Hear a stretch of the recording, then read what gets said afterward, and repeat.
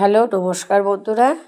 এই দেখুন, আগের দিনে আমি যে একটা টয় মেকিংসের কাটিংস আপনাদের কাছে স্কেচ পেন দিয়ে এঁকে নিয়েছিলাম, এইগুলো সেগুলো কেটে নিয়েছি এবং কাগজে কাটিংসটা তার সাথে রেখেছি। এই দেখুন, এই যে এটা হচ্ছে দুটো, এই যে দুটো, এইটার অংশ একটা অংশ, আর এই যে এইটা দুটো অংশ, বডি দুটো অংশ, এই যে হাত দুটো অংশ, একটা এদিকে বাঁ একটা ডান, এটা মুখের সামনের অংশটা, এটা বুকের অংশটা,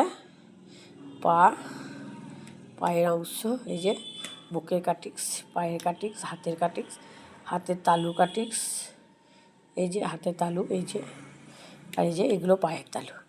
এই যে মোটামুটি আপনাদেরকে তাহলে পুরো কাটিংসটা আরেকবার দেখিয়ে দিলাম। কাটিংস এবং কাপড়ের কাটাগুলো আরেকবার দেখিয়ে দিচ্ছি। এই দেখুন বন্ধুরা, এবার এইগুলোকে আমাকে আস্তে আস্তে জুড়ে দিতে হবে।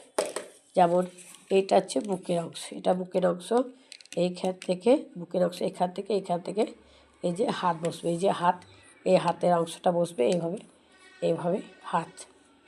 এবার এখান থেকে এটা পায়ের অংশ, যে পা।